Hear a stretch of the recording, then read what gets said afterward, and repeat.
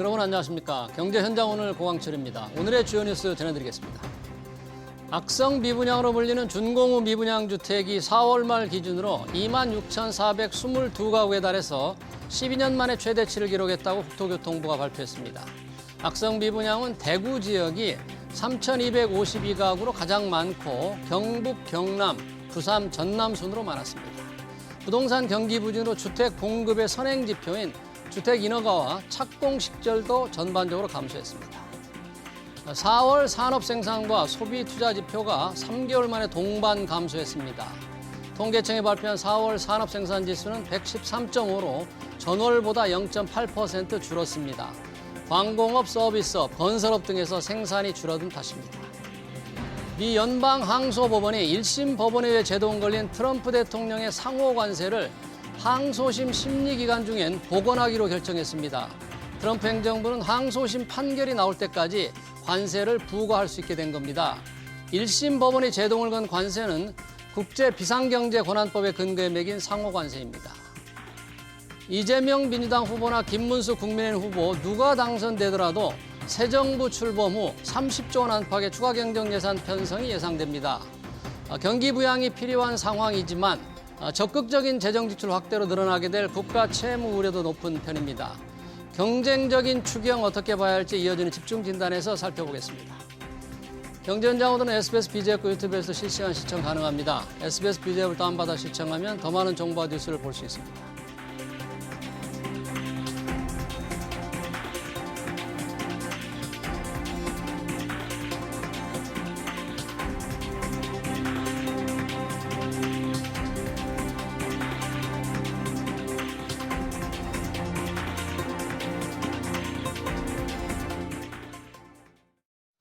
네, 대선 후보들이 너도나도 2차 추경을 약속하며 돈 풀기 경쟁을 벌이고 있습니다. 경기 대응을 위해 필요하지만 없는 살림에 쓸 돈이 많아지면서 새 정부는 재정의 딜레마에 빠질 가능성이 커졌죠.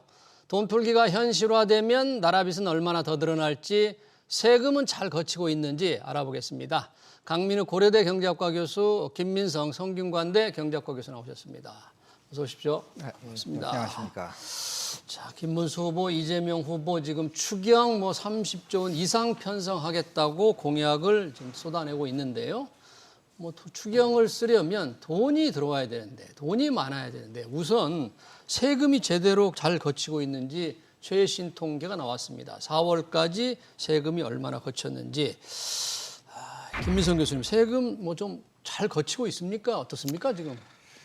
사실 세금이 잘 거친다 하더라도 적자가 예상되기는 하지만 그나마 다행인 것은 이제 작년 대비하면은 조금 세금이 좀 더 거치고 있는 것으로 알려져 있습니다. 작년보다는. 네, 그 4월까지 세수를 볼 때 한 142조 정도가 된다고 하는데요. 이게 전년 그 4월까지 거둔 거에 비하면 한 16.6조 원이 더 거친 것이라고 하고요.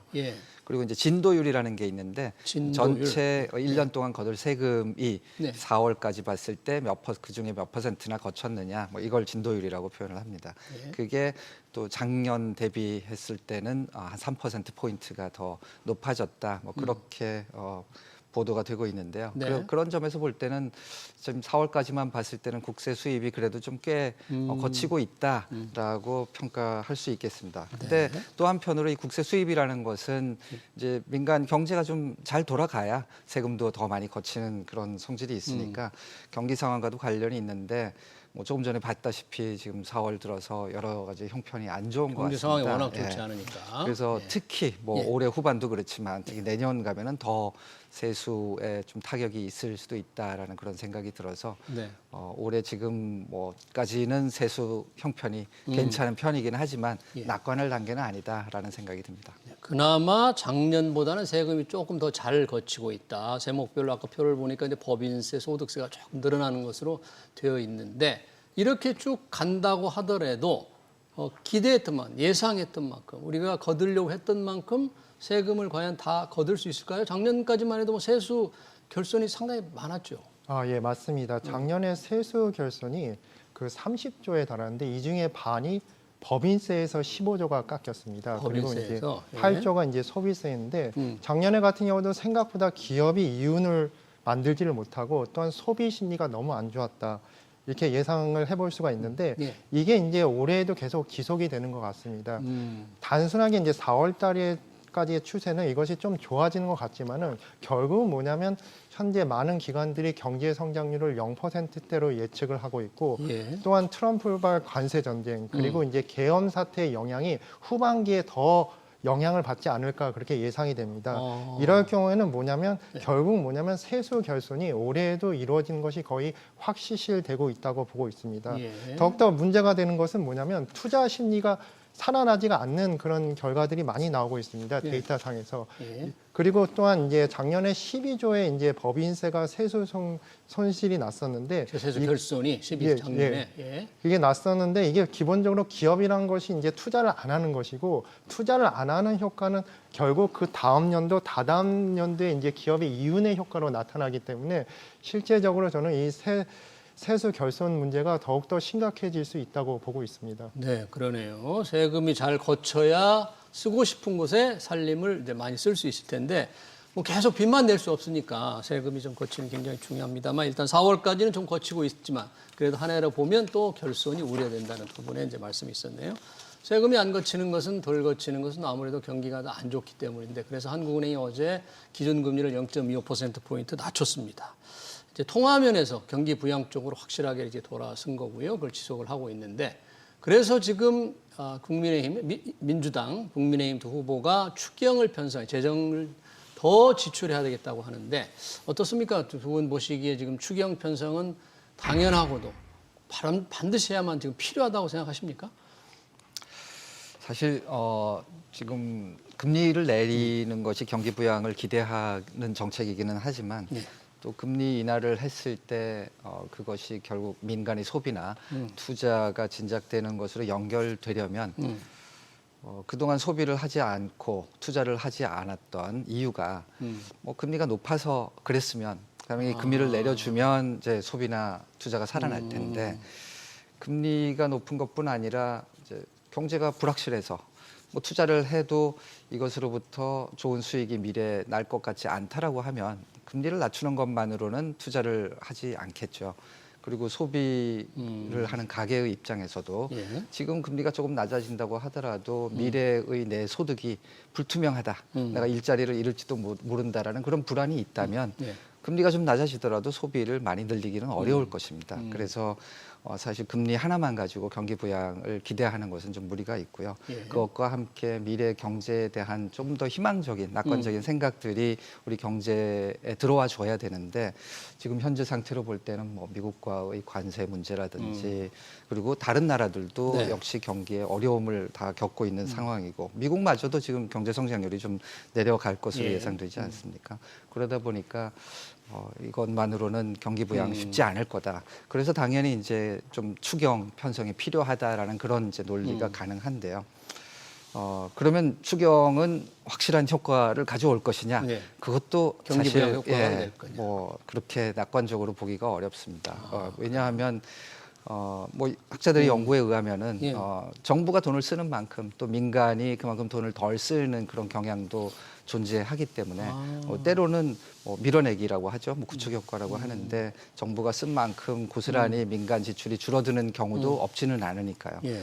그래서 현재 정부가 돈을 좀 썼을 때 그것이 마중물의 역할을 잘 해줘서 소비와 투자도 조금 살아나기를 기대해 보기는 하는데 과연 그 효과가 충분히 클지에 네. 대해서는 좀 점검이 필요하고 따라서 그냥 지금 경기가 워낙 나쁘니까 추경을 많이 편성을 해야겠다. 30조든 50조든 이렇게 그냥 생각하는 거는 좀 경계할 필요가 있다는 생각이 듭니다. 네, 이게 정부가 쓰는 만큼 민간의 투자가 좀 줄 수도 있다. 밀어내기 효과가 좀 있을 수 있다는 점을 지적해 주셨고요.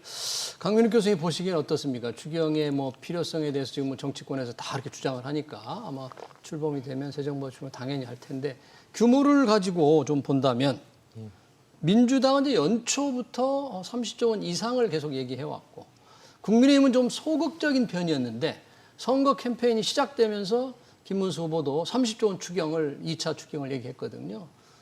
지금 30조 원 이상을 양쪽 뼈가 돼도 쓸 것 같아요. 이 규모에 대해서 우리가 어떻게 봐야 될까요?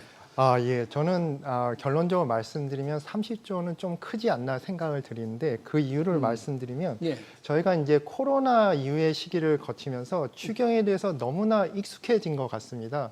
추경이라는 것은 정말 경제가 위급 상황일 때 코로나 상황은 당연히 위급 상황이었죠. 예. 그때도 한 이 정도의 30조 이상의 추경을 하는 경우가 그렇게 많지가 않은데 지금 현재 이 30조를 너무나 우습게 생각하고 이것은 뭐냐면 코로나 시기에 경제에서 돈이 나올 데가 없으니까 정부가 뭔가 돈을 내놓으니까 국민들도 어떻게 이렇게 정부가 돈을 내는 방법이 있었구나 그 방법을 알고 정부는 익숙해졌다. 기본적으로 코로나 때 이제 2020년도에 4차례 추경으로서 67호를 추경을 했습니다. 67조. 그리고 67조. 그리고 2021년도에 50조를 이제 추경을 했었는데 지금 1차 추경이 13조고 그리고 2차 추경이 이제 30조 이상이면 거의 43조나 50조에 가까운 추경을 한다는데 지금이 코로나 상황 그렇게 어려운 상태인가? 코로나 때는 전국적으로 이제 경제가 아예 멈추고 고용이 이제 완전히 내려가는 상황인데 지금은 소비 위축 그리고 그 경기가 안 좋은 건 맞지만은 그때처럼 경기가 멈춘 것은 아니다. 그래서 이거에 대해서 좀 보수적으로 봐야 되는 시각이 필요한 것 같습니다. 예. 그리고 제가 한 가지 더 우려하는 것은 이제 금리가 낮춰진 상태에서 이제 추경까지 하면 이 돈이 정부가 원하는 방법으로 안 쓸 수도 있습니다. 이제 그 교수님께서 말씀하셨지만 그 대표적인 것이 정부가 원하는 것은 소비가 높아지고 기업의 투자가 높아지고 고용이 높아지는 것인데 이제 코로나 상황 때 그때 추경을 어쩔 수 없이 하긴 했지만은 그 돈이 많은 돈이 부동산으로 갔습니다. 저희같이 이렇게 부동산 양극화가 된 나라는 특정 지역, 강남 중심이나 서울 중심은 금리 이상으로 부동산이 오르는 것에 대해서 국민들이 절대적으로 믿음을 갖고 있고 이런 상황에서 뭐냐면 추경의 돈이 이제 부동산에 한번 쏠리면 그 오르기 시작하면 더욱더 사람들이 아예 대출을 받아서 부동산을 사버리는 상황이 있을 텐데 이거에 대한 것도 정부가 철저히 생각을 해서 원칙적으로 기본적으로 부동산 상황을 생각해서 계획을 짰으면 좋겠습니다. 네, 두 분이 이제 추경의 경기 상황에 앉아서 필요성은 조금 인정을 하면서도 과연 그 효과, 그리고 민간의 투자를 줄이는 효과, 그리고 규모, 지금 두 후보가 얘기하는 규모 30조 원 이상이 과연 조금 너무 좀 과한 거 아니냐 이런 지적을 해주셨는데 사실 규모도 중요하지만 그 규모를 우리가 의식하는 것은 이 돈을 어디에 쓰느냐 하기 때문에 규모를 의식하게 되는 거잖아요.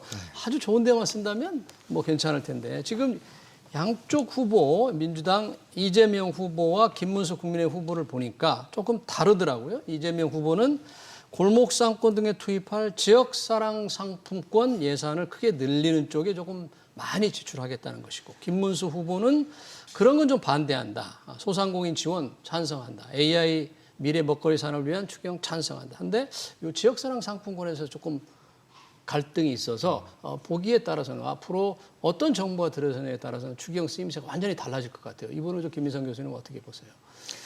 그 연구들이 꽤 많이 있는데요. 이제 정부가 돈을 쓰는데 어디다 쓰는지, 어떤 형식으로 쓰는지에 따라서 이제 승수 효과라고 하죠. 예. 그로 인해서 경기가 부양되는 정도가 좀 사뭇 다를 수 있다라는 그런 연구들이 꽤 많이 있습니다. 가장 뭐 그 승수 효과가 크다. 그러니까 재정 지출을 했을 때 그 효과가 꽤 크다라고 알려져 있는 분야들은 이제 뭐 건설이라든지 건설 뭐 효과. 그런 투자 이런 쪽으로 지출이 됐을 때 효과가 상대적으로 크고 그냥 소비 지원금 형식으로 현금 지원으로 됐을 때는 상대적으로 승수 효과가 낮다라고 알려져 있는데요. 지금 양 후보 측도 뭐 우리 미래 먹거리 산업도 개발을 해야 되고 그리고 당장 우리 민생도 좀 안정시키고 국민의 고통도 좀 덜어둬야 된다 그런 기본적인 뭐 생각은 비슷한 것 같아요. 근데 이제 말씀하셨듯이 뭐 구체적인 형태가 조금씩 달라 보이는데요. 예. 우선 우리는 좀 이 돈을 풀어서 쓰는 목적이 무엇인지를 좀 명확하게 인지하고 그리고 합의를 좀 할 필요가 있을 것 같습니다. 네. 뭐 비유를 들자면 이제 환자에게 어떤 이제 시술을 할 때 그것이 고통의 완화 혹은 뭐 생명의 연장 뭐 이런 것에 초점이 있는 것인지 아니면 그 병을 고쳐서 회복하도록 돕는 것에 목적이 있는 것인지 이거 좀 분명히 할 필요가 있지 않습니까? 예. 그리고 뭐 의사 전문가의 말을 듣고 가족들이 합의를 해서 이제 결정을 하는 것일 텐데 그와 비슷하게 우리가 지금 뭐 이제 어려운 경제 수혈을 한다는 의미로 예. 돈을 풀어서 쓴다면은 그것이 당장 고통을 받고 있는 뭐 영세 상인이나 뭐 자영업자들 그리고 소상공인들에게 고통을 좀 완화해주는 그런 의미로 쓰는 것이라면 그 목적에 맞게 맞는 규모로 맞는 형식으로 이제 쓰는 것이 필요하고 예. 그렇지 않고 우리가 새로운 일자리를 창출하고 그리고 소득 기회를 창출하는 것이 목적이라면은 또 거기에 맞도록 쓰는 것이 필요하다고 봅니다. 이것이 이제 좀 뒤섞이면은 이도저도 아니고 우리가 기대했던 효과를 얻기가 어렵지 않을까 하는 생각이 들고요. 예. 가장 중요한 원칙은 아무래도 우리 경제가 가지고 있는 자원, 그러니까 사람들이죠. 일할 수 있는 사람들과 그리고 자금들이 생산성이 높은 곳으로 자꾸 흘러 들어가야지 예. 우리 경제 전반의 생산성이 높아지고 따라서 뭐 경기도 더 좋아지고 성장도 잘할 수 있을 텐데 뭐 현금성으로 이렇게 지원을 할 때 좀 우려되는 점은 그것들이 자칫 현재 이제 생산성이 굉장히 낮은 것으로 알려져 있는 그런 섹터로 예. 주로 흘러 들어가게 되지는 않을지 뭐 그런 점이 좀 우려가 되는 측면이 있습니다. 관련해서 이제 생산성이 좀 낮은 곳이 과연 이제 어떤 분야가 될지 모르지만 당장 힘든 분야가 골목 상권이다. 그래서 그쪽 지역 소비를 늘리기 위해서 이제 특히 민주당 이재명 후보가 지역사랑 상품권을 굉장히 강조했어요. 방금 그 선거 유세 기간 중에도 규모도 추경 규모도 국민의힘이 35조 원을 얘기했으니까 민주당은 35조 원보다 더 많아야 될 거고 특히 지역 국민 대상으로 전 국민 대상으로 지역사랑 상품권과 같은 소비 쿠폰을 조금 제시해야 된다, 지원해야 된다. 이 부분 지역사랑 상품권을 좀 늘리겠다는 그 의지가 굉장히 이제 이재명 후보가 강한데 이 부분을 조금 좀 딱 좀 초점을 둬야 되는 어떨까요? 예, 이재명 후보가 그 지역 카페에 대해서 경험도 있으시고 또한 그거에 대해서 굉장히 옹호하는 것 같습니다. 예. 저는 이거 자체는 반대를 안 하는데 정치권에서 말하는 거를 보면 이 추경이란 것이 마법과 같은 그런 거라고 표현을 하는 것 같습니다. 제가 말씀드린 것은 뭐냐면 추경이란 거는 정말 정부가 위급할 때 딱 투입을 해서 그 어려운 것을 해결하는 것인데 이 추경을 하면 뭐냐면 분배뿐만 아니라 성장 이 두 마리의 토끼를 잡을 수 있는 하나의 마법과 같은 걸로 이제 선전을 하는데 저는 지역사랑 상품권이나 지역 카페는 그 목적이 그 아까 김 교수님도 말씀하셨지만 그 목적이 정말 어려운 계층을 돌보고 또한 경제에서 소외된 계층을 위해서 쓰이는 것이라는 이런 확실한 목표가 있으면 이것을 찬성을 합니다. 예. 하지만 많은 유세에서 봤듯이 이 추경을 하면 소상공인도 돕고 그들이 막 소비가 진작이 돼서 이것이 기업 매출도 오르고 그 송수 효과가 거의 100% 같이 고용도 늘고 다시 고용이 늘면 소상공인들이 또 제대로 수입을 많이 올릴 수 있고 이렇게 성장과 분배 효과가 동시에 달성되는 걸로 해서 이렇게 말하는 거는 어떻게 보면 국민들한테 잘못된 뜻을 전하는 거라고 생각하고 있습니다. 네. 그러니까 좀 목적을 분명히 해야 된다. 필요할 수도 있지만 이게 마법은 아니다. 소비도 늘리고 투자도 늘리고 할 수 있는 건 아니다. 그런데 이 지역사랑 상품권은 상당히 이제 논란이 될 것 같아요. 국민의힘에서는 계속 반대를 하고 이게 지역사랑 상품을 발행하는데 이 부대 비용도 많이 든다. 국민의힘에서는 그 얘기를 하더라고요. 효과도 의심되지만 부대 비용도 굉장히 많이 들기 때문에 이걸 계속 고집해서는 안 된다. 이제 그런 반대를 하는데 그런 반대를 하더라도 만약에 이재명 후보가 될 경우에는 이 부분에서는 예산 배정이 많이 될 것 같은데요. 정말 효과로 봐야 됩니까? 발행에 따른 부작용 이런 걸 어떻게 해야 될지 모르겠네요. 사실 뭐 지역 화폐라는 표현도 쓰고 다양한 이름으로 뭐 전국민 재난지원금이라는 형태로도 지급이 되고 하는데 결국 뭐 이제 기본적인 성격은 현금 지원을 하는 것이고 현금 지원. 그리고 그 상품권을 구매할 때 이제 할인을 할인해 해줘 되니까 그 할인되는 금액만큼을 정부가 이제 현금 지원을 보조금 형태로 주는 것이다. 이제 그렇게 정의를 할 수 있겠습니다. 뭐 이것이 정말 화폐처럼 유통되는 것은 아니니까요. 네. 그런데 그것을 이제 특정한 곳에서만 사용할 수 있게 사용처를 제한을 하는 거죠. 일반적인 현금 지원하고는 좀 다르게. 그래서 현물 지원의 성격도 조금 가지고 있다는 생각이 드는데, 근데 이 사용처를 제한을 함으로써 당장은 그 사용처 의 판매자에게는 수입이 더 생긴다라는 효과가 발생을 하겠지만 아까도 말씀드렸다시피 그것이 우리 경제에서 상대적으로 생산성이 낮은 부문으로 보이기 때문에 그쪽으로 돈이 주로 흘러 들어가는 것은 경제 전체적으로 봤을 때는 예. 큰 도움이 되지 않을 수 있겠다. 네. 그래서 그 목적은 뭐 강 교수님도 말씀하셨지만 그분들의 당장의 고통을 좀 완화해주고 수입을 조금 보조해준다는 그런 분명한 목적이 있는 것으로 정하고 그리고 그 목적에 합당한 정도의 규모로 하는 것이 적절하다라는 생각이 듭니다. 네, 좀 절제 있는 그런 편성이 좋겠다 그런 말씀 해주셨네요. 여튼 추경을 하려면 돈을 이제 마련해야 하는데 재원을 조달해야 되는데 지금 우리나라 살림이 적자 상태거든요. 그러니까 결국 빚을 더 내야 됩니까? 우리가 국채를 더 발행해야 되는 거죠. 재원 조달은 어떻게 해야 하는 거죠? 예, 재원 조달은 현실적인 방법이 국채밖에 없는 것 국채 같습니다. 발행. 결국 이제 추경에 대한 유혹이라고 제가 말하고 싶은데 우리가 볼 때는 이제 정부랑 국가는 다른 존재입니다. 국가는 이제 항상 지속되는 우리의 대한민국 국가고 예. 정부는 일시적으로 국가의 경영권을 위임받는 집단이죠. 예. 여기는 일시적 집단이기 때문에 항상 추경에 대한 유혹에 시달리는 것이 이제 현실입니다. 이 정부라는 집단은 항상 국민들한테 추경을 해주고 도와줄 거라고 예상을 하지만 이 추경을 한번 하면 이제 국채를 발행하는데 결국은 그 돈은 미래에 또 다른 정부가 갚아야 됩니다. 근데 그게 미래의 국가죠. 결국 뭐냐면 지금 정부라는 것은 미래의 정부에 대해서 신경 쓸 이유가 없기 때문에 추경에 대한 유혹이 항상 존재를 한다는 것입니다. 예. 하지만 이런 국채 발행은 결국은 이자 부담이고 결국은 이제 국가 재정이 악화가 돼서 신용 등급에 대한 문제가 생기죠. 예. 그래서 저는 이런 것을 이제 정부가 실질적으로 이제 앞으로는 이제 추경에 대한 것을 좀 심도 있게 생각해서 좀 미래까지 생각하는 이런 생각의 전환이 필요하다고 보고 있습니다. 네, 빚 부담, 늘어날 빚 부담, 그에 따른 이자 문제. 실제 그래서 그런지 두 당이 이게 국채를 얼마 발행하겠다, 빚을 얼마 더 지겠다는 것보다 뭐 기존 예산을 조정하는 게 뭐 급선무다. 일단 또 선거 기간 중에도 그런 얘기도 하고. 근데 지금 예산을 줄여서 뭐 편성한다는 게 이게 가능할까요? 기존 예산을 줄인다는 게?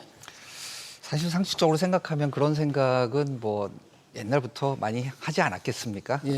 좀 아껴 쓰려는 노력을 당연히 정부가 했을 예. 텐데 그럼에도 불구하고 계속 이렇게 적자가 난다는 거는 그게 쉽지 않다는 반증이기도 하겠죠.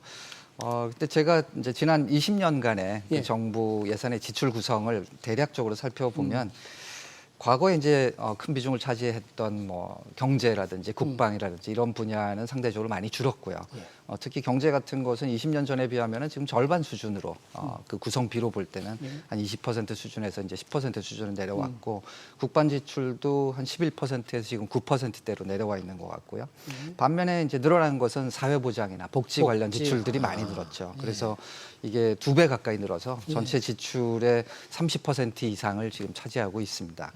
그런데 이 지출들은 대체로 법으로 정해져서 이렇게 쓰도록 되어 있는 것들이 많기 때문에 수가 없다 그런 그렇죠. 얘기네요. 줄일 여지가 별로 없는 것들이기도 하죠. 뭐 미국에서 이제 도지 스타일로 그렇게 고강도의 구조 조정을 하면은 모를까. 그것도 사실 우리나라에서는 실현 가능성이 이제 매우 낮은 것 같고요.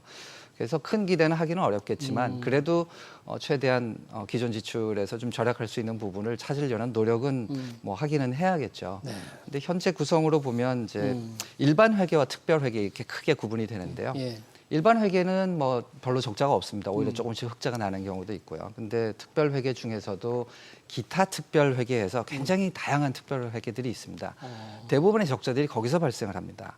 그런데 이 특별 회계가 무엇인지를 국민들이 잘 모르죠. 그렇죠. 그래서 저는 뭐 특별 회계도 물론 이제 필요한 적자가 뭐 있을 수 있겠지만 그게 정말 필요한 적자인지 그리고 적절한 규모인 것인지 만약에 꼭 그렇지 않다면은 이게 그냥 일반 회계로 편성을 해야 되는 것인지 그런 투명성 문제도 좀 생각을 해봐야 될 거고요. 거기에 대한 좀 논의가 앞으로 필요하지 않나 하는 생각이 듭니다. 네, 이 전체 지출에서 이제 복지 지출이 계속 늘어나는 걸 감안하면 늘어온 걸 감안하면 줄일 여지가 별로 없다. 사실 또 인구 고령화 이것 때문에 복지 지출은 또 계속 급속히 늘어날 수밖에 없기 때문에 줄인다는 게 쉽지는 않을 것 같습니다. 예산을 마련해서. 그러다 보니까 지금 결국은 빚을 내게 된다. 결국 나라 재정 지출을 늘리면 빚을 내야 되는데 이 빚을 내는 문제를 두고 후보들 간에도 좀 말이 많았습니다. 민주당에서는 지금 국가 채무 비율이 뭐 50%를 넘을 수도 있는데 나라가 빚을 내는 걸 너무 두려워해서는 안 된다. 선진국보다 우리 국가 채무 비율, GDP 대 국가 채무 비율이 낮은데 무슨 문제가 있느냐. 이재명 후보도 그런 얘기를 했잖아요. 그 부분 우리가 선진국에 비해서 GDP 대 국가 채무 비율이 좀 낮은 편인데 그것이 그 자체만으로 재정 지출을 확 늘려도 괜찮은 논리적 근거가 되는 겁니까? 예, 결론적으로는 안 된다고 말씀드리고 안 제 되는 이유를 말씀드리면 우리나라는 다른 선진국에 비해서 특수한 상황에 있는 국가입니다. 왜요? 첫 번째는 뭐냐면 우리나라는 1997년 8년도에 IMF를 겪었습니다. 네. 물론 IMF의 원인이 이제 외환 보유고가 바닥이 돼서 일어난 거라서 그 국가 재정 문제로 직접적으로 일어난 건 아닌데 그 결과는 같습니다. 국가가 거의 망할 지경에 이르렀죠.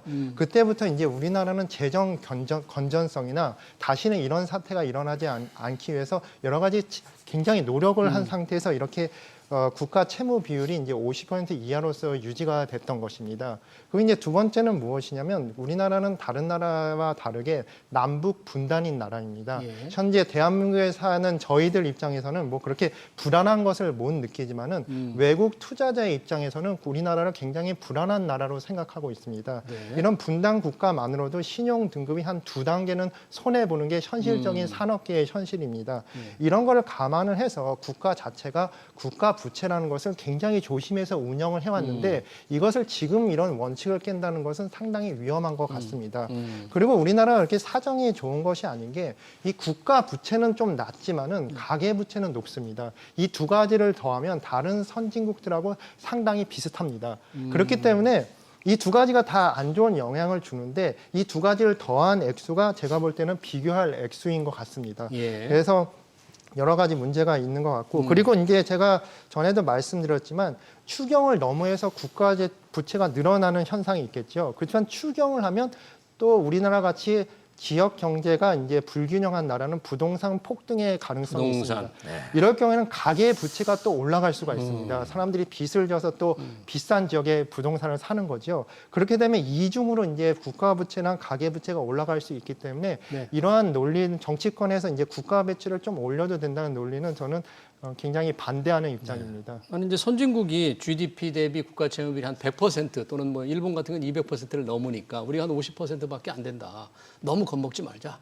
그 어려운 살림인데 좀 더 쓰자 하는 논리가 지금 나름 조금 뭔가 인정을 받는 듯한데 조금 그렇게 볼 수가 없다. IMF의 경험, 분단국의 상황 이런 걸 볼 때 뭐 타당하지 않다고 우리 김민성 교수님도 보십니까? 예, 저도 뭐 그런 사정들도 있기도 하지만 사실 우리가 빚을 많이 내는 것이 어려운 또 다른 이유들도 있는 것 어떤 같습니다. 겁니까? 한두 개 보통 이제 우리보다 빚이 높은 일본 200% 넘고 미국, 영국, 프랑스 다 100% 넘죠. 그리고 독일도 60%가 넘고요.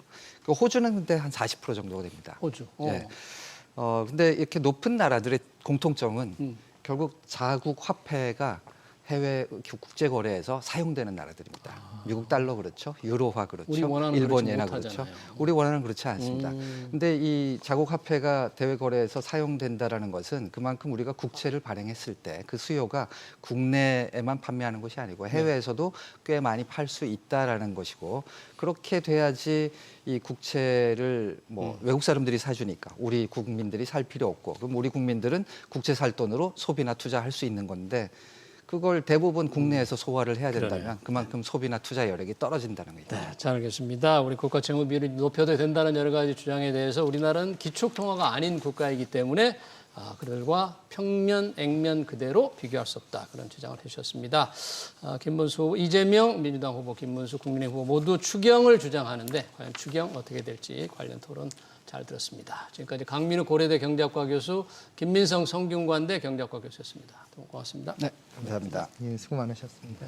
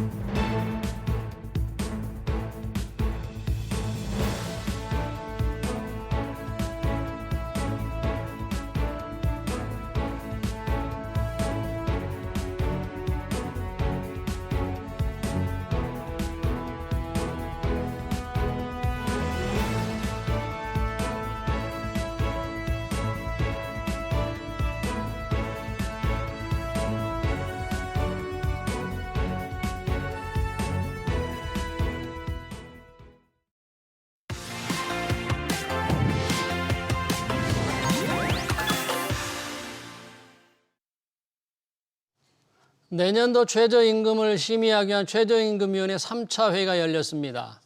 노사는 또다시 업종별 차등 적용과 특수고용 노동자 등에 대한 최저임금 확대 적용을 두고 신경전을 벌였는데요. 내수 침체가 길어지면서 빚 부담을 견디지 못해 자영업자들이 줄폐업을 하고 있는 상황.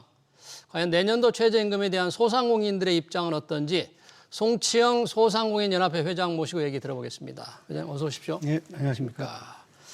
한국은행 경제성장률 0%대 가장 어려운 게 지금 소상공인들이라고 하는데 이 최저임금에 대한 소상공인들 부담이 많다고 합니다.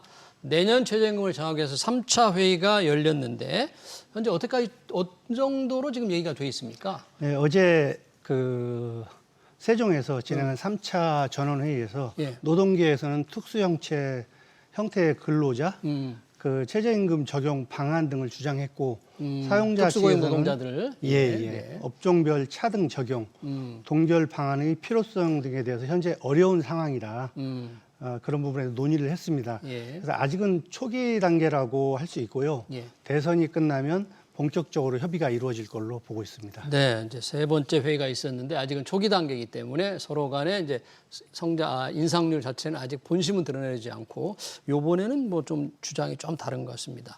이 최저임금을 내년 적용할 최저임금을 이제 동결해야 된다. 소상공인연합회가 이렇게 주장을 하고 그리고 원하고 있잖아요. 예. 왜 그런가요? 뭐 물론 임금을 적게 올려야만 부담이 적긴 합니다만 왜 동결을 계속 주장하시는 건가요? 예, 지금 현재 소상공인의 상황은 IMF 때보다도 코로나 때보다도 더 심한 그 내수 침체와 경기 불황으로 소상공인들이 역대급으로 지금 위기에 처해 있습니다. 예. 통계청에 의하면은 예. 그 숙박 및 음식점 이쪽의 생산지수 추이가 23년 6월부터 예. 지금 22개월째 예. 숙박 음식점이 생산지수가 마이너스입니다, 지금. 예. 그리고 2000년 지수 집계 이후 역대 최장 예. 부진 기록을 지금 기록하고 있고 예. 2025년 현재 1분기 기준으로 자영업자의 대출은 지금 1112조 원입니다. 예. 그렇게 추정이 되고 있는데 2019년 말에는 738조 원에서 50% 지금 넘게 증가한 추세입니다.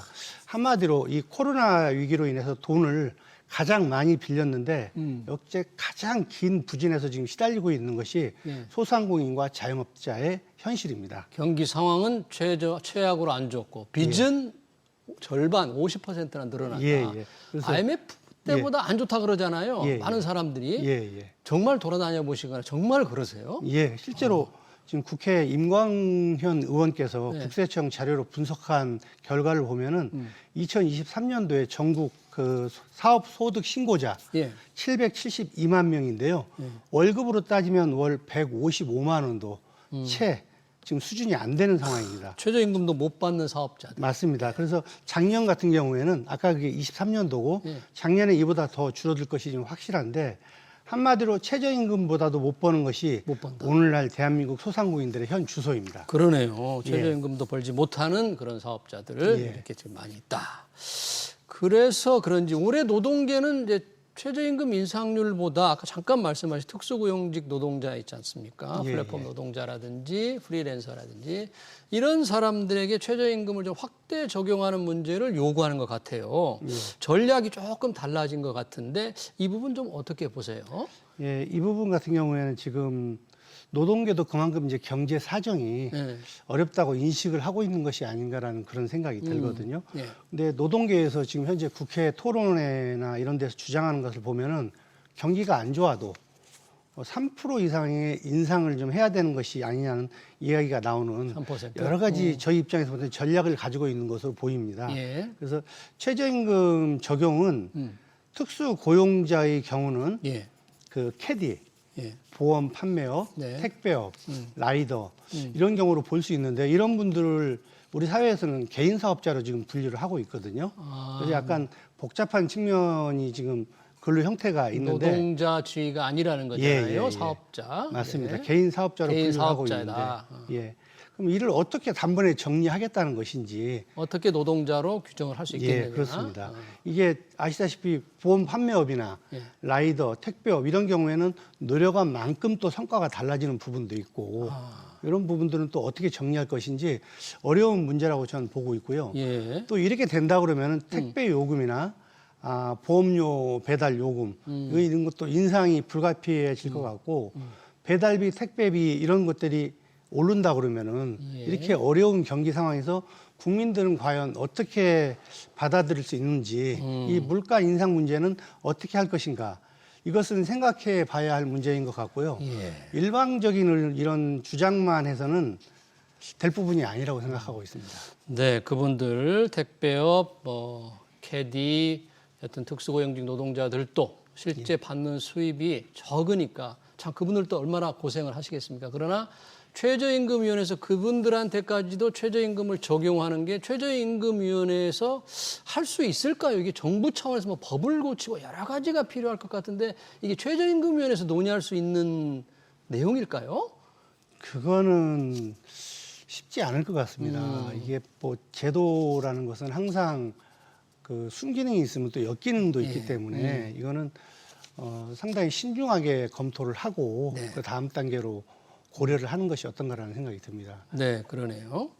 자, 이 최저임금이 지금 시급 1030원인가요? 예, 그렇습니다. 네, 그렇게 되면 뭐 주휴 수당도 있으니까 예. 실제적으로 하면 이제 훨씬 좀 늘어나게 되는 현실적으로 이 소상공인의 영세 자영업자들 지금 최저임금을 제대로 주지 못하는 분들이 굉장히 많죠. 예, 많습니다. 얼마나 됩니까? 보통? 지금 현재 저희 한국의 최저임금은 대만이나 홍콩이나 일본의 수준을 이미 넘어섰습니다.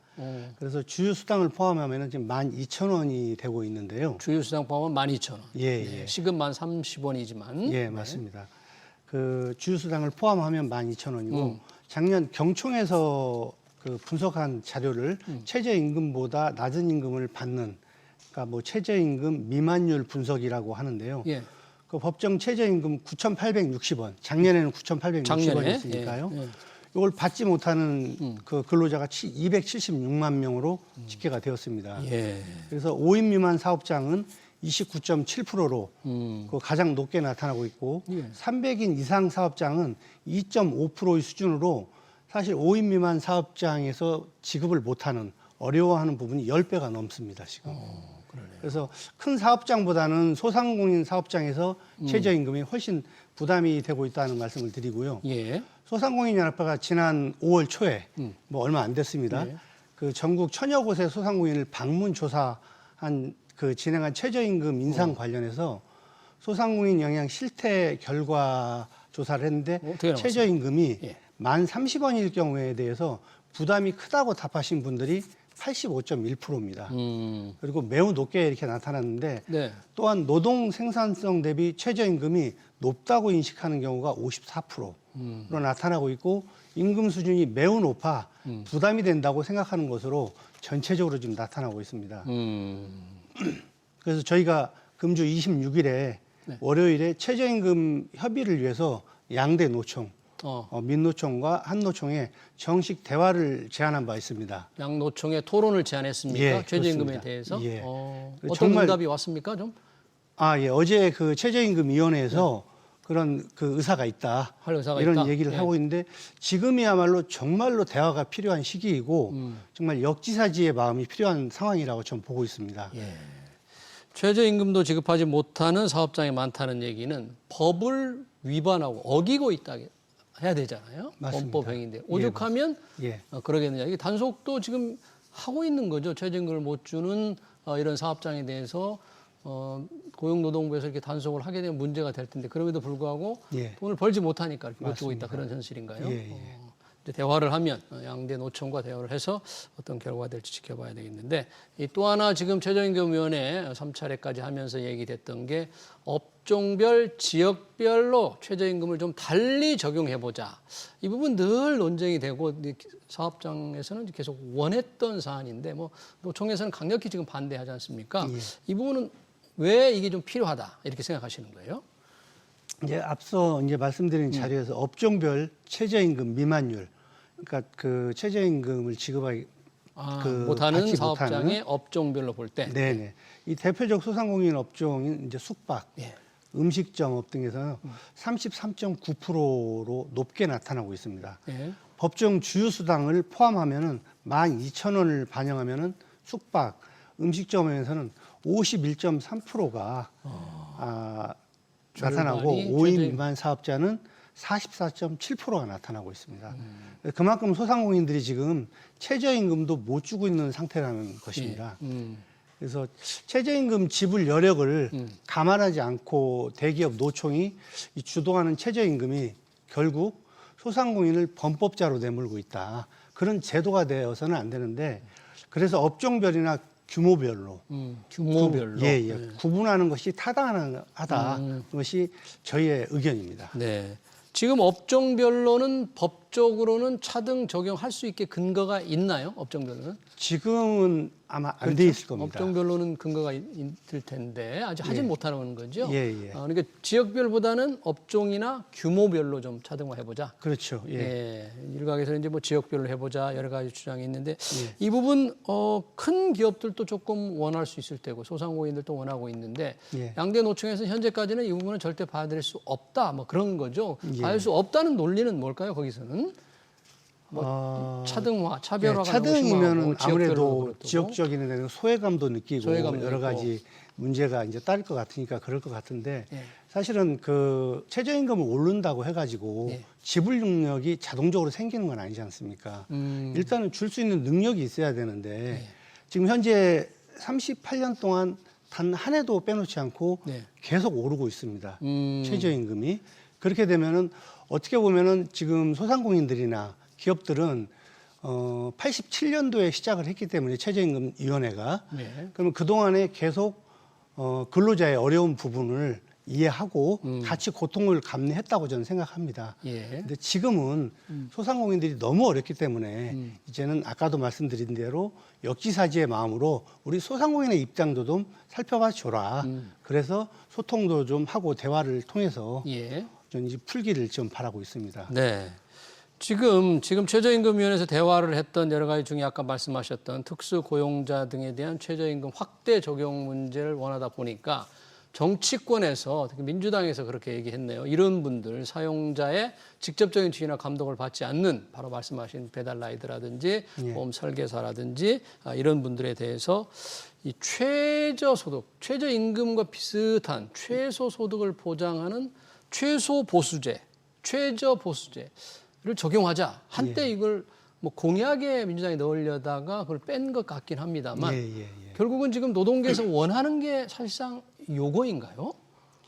언론 보도에 그 이재명 후보의 그 노동 공약 초안에 포함됐다가 어제 제가 빠진 걸로 전해 들었는데요.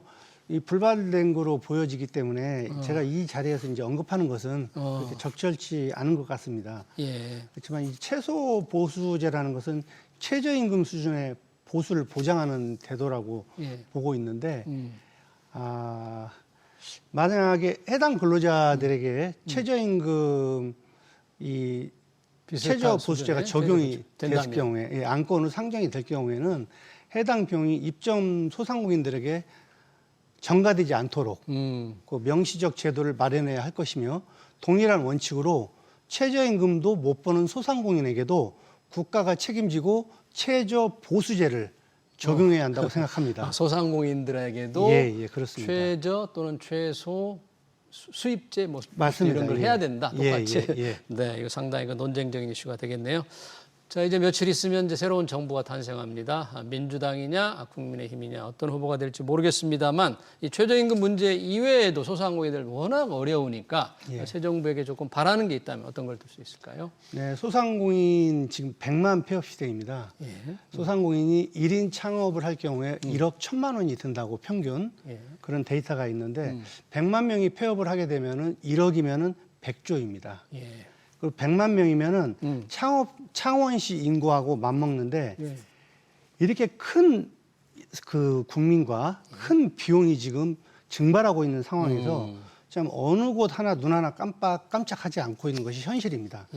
대선이 끝나면은 정치권이 하나가 되어서 소상공인들에게 조금이나마 이 희망과 용기를 보여주시길 바라고 예. 차기 정부가 열리게 되면 무엇보다도 소상공인을 챙겨주시고 정책 순위 맨 앞에 예. 소상공인의 정책을 세워주시기를 바라며 예. 소상공인이 무너지면 대한민국도 무너진다는 것을 꼭 기억해 주시기 바라면서 예. 끝으로 코로나의 긴 터널 예. 지금 4년입니다. 예. 그리고 3년간 고물가, 고금리, 고환율의 3년의 불경기를 이제는 소상공인들은 코로나 때 집합금지를 고스란히 따라 예. 왔고 그다음에 그 빚으로 지금까지 버텨왔습니다. 그런데 이제는 그 빚의 고리를 끊어내고 국가가 그 고통을 감내하고 예. 민생을 위한 사명감을 시대정신으로 해주시라고 꼭 부탁을 드리고 싶습니다. 네, 이 소상공인들은 경제 실핏줄입니다. 이분들이 지금 100만 줄폐업 시대를 맞고 있기 때문에 새 정부가 좀 따뜻하게 지를 지지할 수 있는 대책을 호소하셨습니다. 최저임금도 어렵기 때문에 반드시 좀 동결을 하자 그런 주장을 하셨네요. 지금까지 송치영 소상공인연합회 회장과 얘기를 들어봤습니다. 회장님 수고하셨습니다. 감사합니다.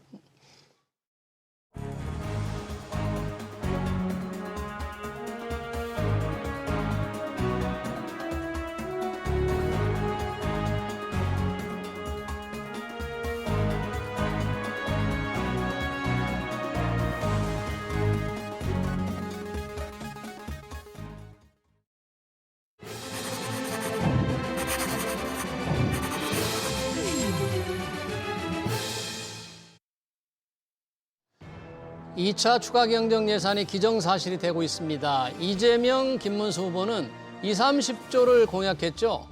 0%대 저성장에 대응하기 위해 한국은행이 기준금리를 내린 터라 재정지출 확대도 필요한 상황입니다.